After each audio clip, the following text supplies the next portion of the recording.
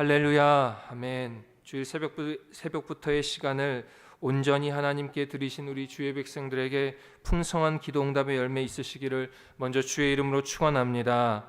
영상으로 자리를 구별하신 모든 분들에게도 동일한 은혜 있을 줄로 믿습니다.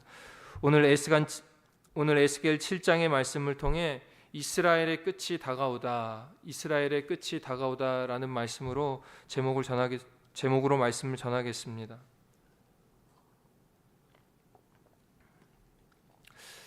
오늘 에스겔 본문 7장의 제목을 보면 이스라엘의 끝이 다가오다, 이스라엘의 끝이 다가오다, 이 본문 위에 제목이 이렇게 적혀 있습니다.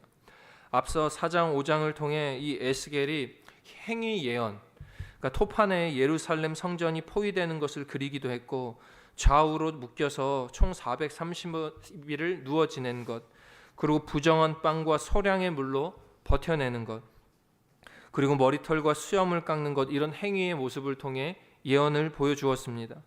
이 모습이 곧 예루살렘에 사는 이스라엘 백성들의 모습이 될 것이다 하시며, 이 6장, 지난 6장을 통해 심판의 원인은, 즉 우상에 대한 설명과 하나님의 이 심판 목적을 설명해 주었습니다.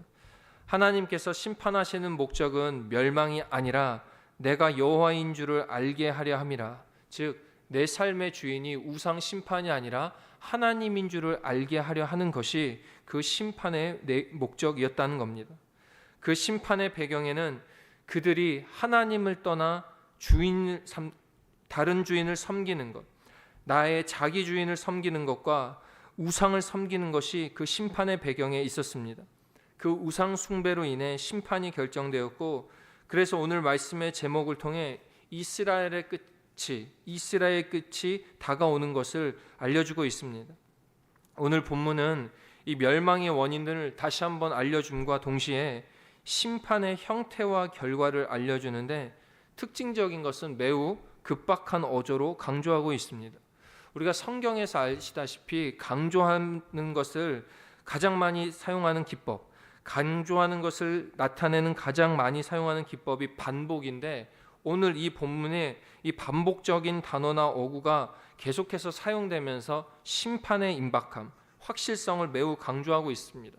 예를 들자면은 위기 상황이 다가오면 알람이 삐삐 울리다가도 위기 상황이 급박해질수록 그 삐삐삐삐삐 이게 빨라지는 것처럼, 오늘 이 7장의 말씀이 이스라엘 심판의 급박성을 그만큼 더 자세하고 임박성을 알려주고 있는 것입니다. 오늘도 사실은 심판의 이 말씀이라 말씀이 무척 무겁습니다. 하나님의 심판을 설명하려니까 쉽지가 않습니다. 그러나 감사하고 다행인 것은 오늘 주일에 담임 목사님의 말씀의 제목이 즐거움의 원천을 소유한 자입니다. 오늘 새벽제단의 이 말씀 본문이 좀 무거우시다면 오늘 주일 담임 목사님의 말씀을 통해 그 즐거움을 다시금 회복하시길 바라고, 그 즐거움의 원천을 회복하심으로 말미암아 이 에스겔의 심판의 말씀들을 담대하게 받아들이시는 우리 주의 백성들 되시기를 먼저 주의 이름으로 축원을 드립니다. 오늘 이 말씀의 본문을 몇 가지로 나누어 하나님 주시는 교훈 어떤 건지 은혜를 나누고자 합니다. 첫째로, 심판은 세상 어떤 것으로도 막을 수가 없습니다. 심판은 세상 어떤 것으로도 막을 수가 없습니다. 오늘 본문 7장에 이 심판의 확실성, 심판의 임박성을 강조하기 위해서 반복 기법을 사용했는데, 우리가 5절의 말씀 보면 이렇게 나옵니다. 주 여호와께서 이같이 이르시되 재앙이로다, 비상한 재앙이로다, 볼지어다, 그것이 왔도다. 재앙이로다, 볼지어다. 6절 말씀 보니까 끝이 왔도다, 끝이 너에게 왔도다, 볼지어다. 반복됩니다. 또 10절 보니까 볼지어다, 그날이다, 볼지어다, 임박하도다. 에스겔은 이 이스라엘의 재앙이, 심판이 매우 조속한 시일 내에 다가올 것을 알람 울리듯이 이 이스라엘 백성들에게 예언하고 이야기하고 있습니다. 특별히 임박했다, 끝났다, 이런 단어를 많이 쓰면서 급박하다, 하나님께서 정하신 시간이 다가왔다, 머지않아 하나님의 날이 임하여 철저한 심판이 진행될 것이다를 계속해서 이야기하고 있습니다. 그런데 이 심판이 무서운 이유를 오늘 4절 가운데, 이 심판이 무서운 단 하나의 이유를 4절 가운데 이야기하고 있는데 4절입니다. 그 4절 하반절에 보니까, 4절에 보니까 내가 너를 불쌍히 여기지 아니하며 긍휼히 여기지도 아니하고 내 행위대로 너를 벌할 것이다. 하나님께서 불쌍히 여기지도 아니하신다는 겁니다. 여러분, 이게 얼마나 무서운 말씀입니까? 하나님께서 이제 너 안 봐준다는 겁니다. 정상 참작 안 해주고 좀 봐주시고 해서 우리가 불쌍한 모습을 좀 보여주시면 응답해 주시고 이래야 되는데 더 이상 이제는 불쌍한 거 안 봐준다는 겁니다. 안 기다린다는 겁니다. 그 죄에 대해서 다 심판하신다는 겁니다. 하나님의 이러한 심판 결국 실행되면 아무도 막을 수 없다는 겁니다. 사랑하시는 여러분, 하나님이 하시는 이 심판 불쌍하게 여기시지 아니하면 심판은 그때부터 확실하게 진행됩니다.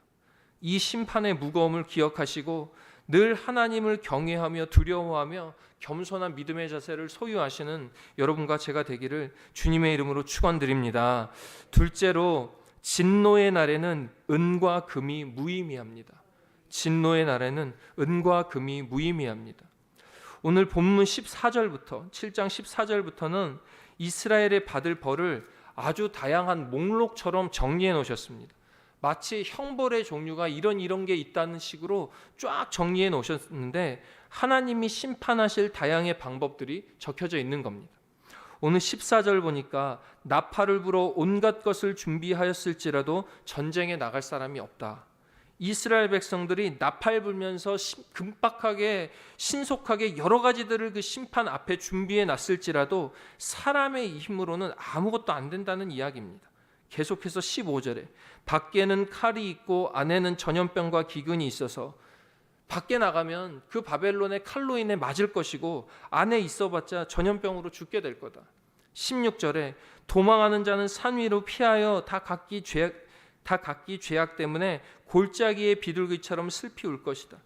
여기서 비둘기의 이 원어가 용서하시기 바랍니다. 요나인데 우는 자란 뜻입니다. 그러니까 산골짜기 도망 다니다가도 너희 죄 때문에 스스로 슬피 계속해서 울 거다. 17절에 모든 손은 피곤하고 모든 무릎은 물과 같이 약할 것이다. 맥이 쭉 빠질 정도의 극심한 두려움에 빠질 것인데 이 물이라는 단어 용서하시기 바랍니다. 이 원어가 소변입니다. 소변. 그러니까 즉 방광의 육체기관을 조절하지 못할 정도의 극심한 두려움에 빠지게 된다는 겁니다. 이런 식의 성경 오늘의 본문을 끝까지 해석하면 결국의 결론은 뭐냐? 하나님께서 아주 다양한 방법을 통해 심판을 하시며 우리를 옥죄어 오신다는 겁니다. 빠져나갈 방법이 없다는 겁니다. 여러 방향에서 완벽하게 그 심판이 행해진다는 겁니다. 어떠한 빠져나갈 구멍도 없을 정도로 하나님께서 심판을 진행해 오신다는 겁니다. 그런데 이 심판의 진행과 함께 우리가 반드시 기억해야 될 것이 한 가지 있는데 19절 말씀입니다. 19절 말씀. 그들이 그 은을 거리에 던지며 그 금을 오물같이 여기리로니 끝에 19절 끝에 오직 죄악의 걸림돌이 되미로다. 그렇게 중요시 여기던 금과 은이 올물같이 여기게 된다는 겁니다. 내가 우상으로 삼고 그 우상으로 삼아서 하나님 멀리하게 된 그것들이 오물과 같이 된다고 이야기하고 있는 겁니다. 그것이 너의 심령도 채우지 못하고 창자도 채우지 못할 뿐만이 아니라 이제는 걸림돌이 된다는 반전의 마음이 생겨나게 되는 것입니다. 하나님의 심판의 날에 내가 그토록 중요시 여겼다고 생각했던 그것이 무의미하게 된다는 겁니다. 사랑하는 여러분, 진노의 날에 이 진노의 심판의 날에 의미 있는 것은 하나님을 바라보는 것뿐인 줄로 믿습니다.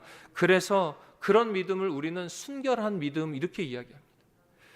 아무것도 때묻지 않은 순결한 믿음, 주님 앞에 그 믿음의 날에 심판의 날에 그 순결한 믿음을 소유하시며 주님 앞에 승리의 찬송을 올려드리는 여러분과 제가 되기를 주의 이름으로 축원드립니다. 끝으로 성소가 더럽힘을 당하게 됩니다. 성소가 더럽힘을 당하게 됩니다. 오늘 24절 말씀 보니까 내가 극히 약한 이방인들을 데려와서 그들이 그 집들을 점령하게 하고 강한 자의 교만을 그치게 하리니 그들의 성소가 더럽힘을 당하리라. 성소가 더럽힘을 당하리라. 예루살렘 성전, 자신들이 지켜왔던 성전, 창조주 하나님과의 언약 백성 사이에 결코 변하지 않을 것 같던 그 약속을 누리며 살아왔던 그들의 터전, 그들의 교회, 그들의 신앙의 터전이 더럽힘을 당하게 된다는 겁니다. 이스라엘 백성들에게 이 성전은 대대로 잡으심 그 이상이었습니다. 이사야 64장 11절에는 우리 조상들이 주를 찬송하던 그 거룩하고 아름다운 성전이 불에 탔다 이렇게 이야기합니다. 시편 기자들은 그 무너진 성전들을 바라보며 얼마나 그리워하며 찬송합니까? 심리적 안정터, 영적 고향인 그곳이 하나님의 심판으로 더럽힘을 당하리라. 그런데 사랑하는 여러분, 엄밀히 말하면 이 성소 하나님이 더럽히신 게 아닙니다. 정확히 말하면 백성들이 우상 섬기는 백성들이 먼저 그 성소 더럽힌 거 아닙니까? 하나님이 계신 곳, 하나님의 임재가 있는 곳, 하나님이 계신 그 성소를 우상으로 다른 신앙으로 섬겼다는 겁니다. 하나님이 기뻐 받으시는 예배도 없어졌고 하나님이 보호하시는 것도 없어졌고 오로지 바벨론 침략가들로 인한 멸망만이 남은 그 예루살렘 성전, 그곳을 흔적도 없이 사라지게 하셨다는 것입니다. 이것이 하나님의 심판의 모습입니다. 여러분, 이 이스라엘 나라에 지금의 이 이스라엘 나라의 이 예루살렘 성전터에 뭐가 들어서 있는지 아십니까? 이 예루살렘 성전은 이 포로기가 지난 후에 이 성전 성벽이 재건되어집니다. 그런데 예수님의 예언에 따라 AD 70년에 지금 우리가 성지순례를 가면 통곡의 벽이라는 서쪽 성전의 서쪽 벽만 남기고 다 무너지게 됩니다. 그리고 현재 이 예루살렘의 그 성전터에는 이슬람 모스크 성전이, 이슬람의 성전이 세워져 있습니다. 이슬람 사원들이 어마어마하게 중요하게 여기는 성지가 되었습니다. 예루살렘 성전의 자리인데, 우리 기독교인들의 그 성전인데 지금 또 다른 우상의 성지가 되었다는 겁니다. 이것은 우리 그리스도인들에게 끝까지 기도해야 되는 사명을 주셨다고 저는 생각합니다. 예수님이 구원해 주신 덕분에 고린도전서 6장에 의하면 우리 몸 자체가 성령이 거하시는 성전이 되었습니다. 그렇다면 사실 눈에 보이는 성전이 필요 없을 수도 있습니다. 그러나 하나님 우리에게 우상 숭배하지 아니하고 그 성전을 바라보지 아니하고 우리 가운데에 기도할 제목을 주시면서 하나님을 온전히 바라보는 순결한 믿음을 가질 수 있도록 계속해서 기도하고 계신 것, 하나님만 바라보는 것, 그것이 이 에스겔서를 통해 우리에게 주시는 귀한 메시지인 줄로 믿습니다. 오늘 주일입니다. 주일은 예수님이 부활하셔서 우리를 구원하여 주신 놀라움을 다시금 확인하는 날입니다. 이 말씀을 통해 순결한 믿음을 우리 가슴에 담고 주일 예배를 온전히 주님 앞에 감사와 찬송 올려드리며 우리의 믿음과 신앙을 주님께 기쁨으로 올려드리는 오늘 주일 한날 되시기를 주의 이름으로 축원합니다. 기도합니다. 자비하고 은혜로우신 하나님 아버지, 이 에스겔서의 말씀을 통해 우리의 믿음을 점검하고 확인하게 하신 은혜에 감사를 드립니다. 심판의 메시지가 참으로 우리에겐 무겁고 부담스럽지만 하나님 그 뒤에 하나님을 더욱더 알게 하려시는 놀라운 은혜와 인도하심이 있는 줄로 믿습니다. 그 믿음을 온전히 갖고 주님 앞에 순결한 믿음으로 나아가는 우리 모든 주의 백성들 다 되게 하여 주시옵소서. 오늘 주일 온전히 주님 앞에 예배 올려드리기를 원합니다. 말씀 전하시는 담임 목사님 영육간의 강건함 허락하여 주시고 선포하시는 말씀을 통해 오늘 모든 주의 백성들이 마음의 즐거움을 회복하는 역사 허락하여 주시옵소서. 예물 정성껏 구별하여 드리오니 받아주시고 풍성한 삶의 즐거움으로 마음껏 보상하여 주시옵소서. 예수 그리스도의 이름으로 기도하옵나이다. 아멘.